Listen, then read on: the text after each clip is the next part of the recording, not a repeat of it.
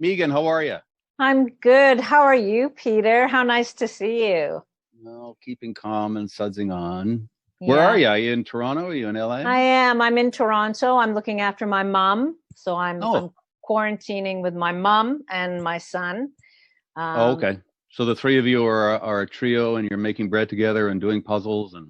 well, I wouldn't go that far, Peter. I would say that I'm making a lot of food, and Okay, I'm doing I'm doing a lot, but I am playing some cribbage with my son, which is good. cribbage with your son. No, so no Yeah. big fights yet. Nobody had to leave. You Yeah, know, we're getting there. We're getting we there. just go to we just hide in different parts of the house when we have. No, it's all good. It's all Okay, good. So listen, I know everybody is really concerned, especially those in the industry, as you are probably, and how this is all going to look when everything starts up again. There's a lot of panic about things not coming back, good. a lot of anxiety about things coming back. Do you have any kind of an idea of what things are going to look like when things come back? A little more hairy, probably. There you are, Yannick Bisson. Hey, mon ami à Montréal, est-ce? Salut, Salut, on parle en français maintenant? comme vous voulez. Si vous êtes à Euh, l'aise, on peut parler en français, bien sûr. Where are oui, you? bibliothèque. I'm I'm I'm T minus 2 days. I'm in Los Angeles. I've just been instructed by the Canadian government that it's time to come back because there's going to be a complete flight shutdown as of the 26th. So I've had Wow. to. I was actually coming home 3 days after that, so I just changed it to Friday, and I'll be back in Toronto very soon. Wow. Hey, Yannick, a lot of people are worried about Murdoch Mysteries and what's going on. I know that the writers' rooms can happen via internet, but what's the word and how do you feel? I just asked Megan about how everything is going to look when it comes back. Do you have any sense of how this whole industry is going to start back up again? Because there's an awful lot of people hurting and.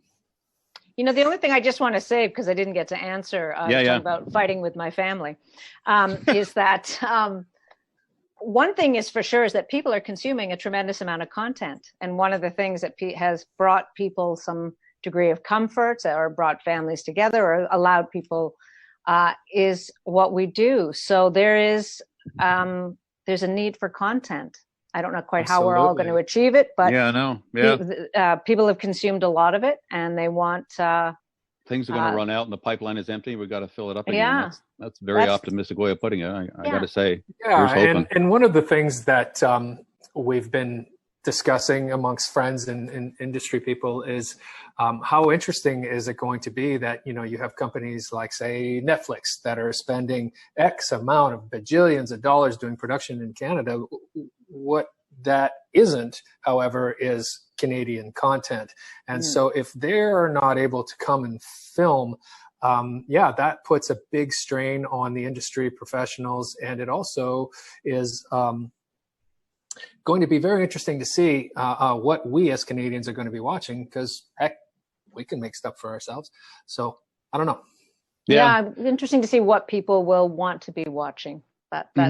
That's a hard one for me to gauge at this point. Yeah, I mean, there's two thoughts there. I mean, on number one, people are becoming nationalistic, so things want to be closing down, and we're going to close our border to you, and we want to do our own things and keep our own 3M mask. And the other point is that everybody's becoming so universal and so worldly in this thing that we're all in this together. Yeah, absolutely.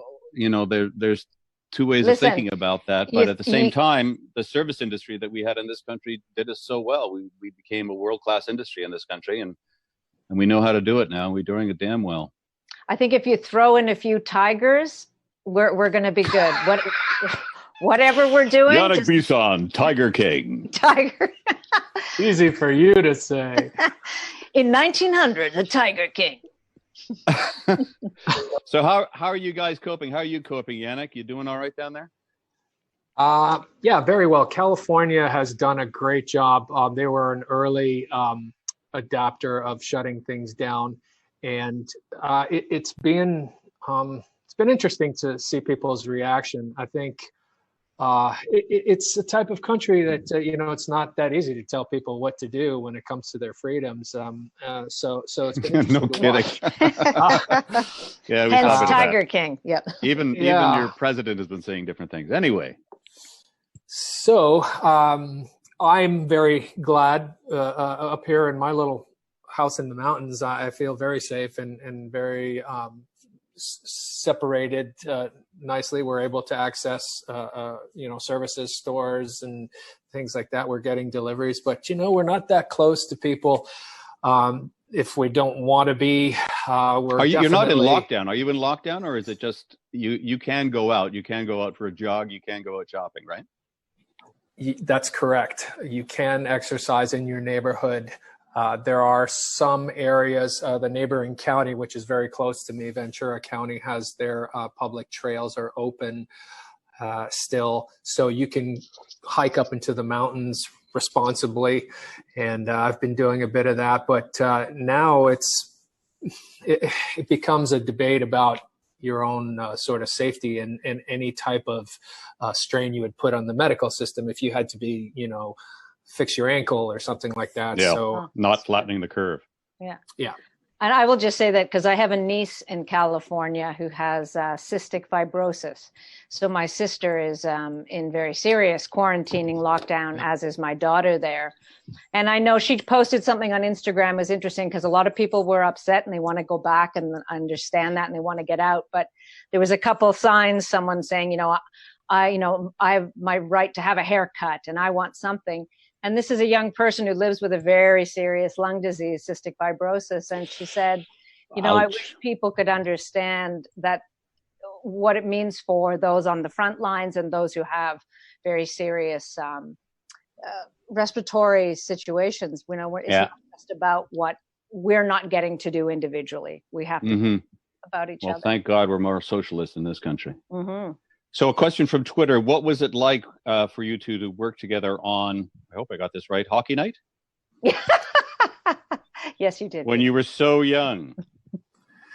Well, actually, and how old is your child was from that season first pro movie? Already? I was just a kid. I had never done anything, but you take it away, Megan. You were a pro. I was, my jaw was dropping everywhere I looked when I showed up on set there. It was a blast. I mean, we had a lot of fun. We were so lucky too. We got to work with Rick Moranis. Our director was Paul Shapiro. He was great with Mark Pauly. We had a lot of fun. I just remember, and it was me and all of these beautiful young men. So it was pretty good. Did the two of you ever? I don't know. Was Yannick even 18? I don't know. No, he wasn't. So we can't never mind. Let's go right over that. Okay, so you. Okay, yeah. So Yannick, you're on your way back very shortly. Yeah, 2 days.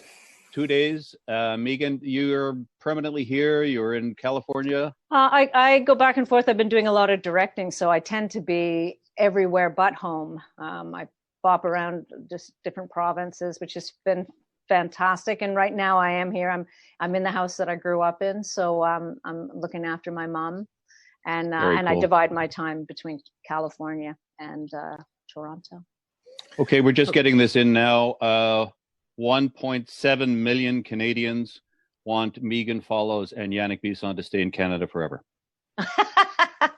Listen, sounds good to me.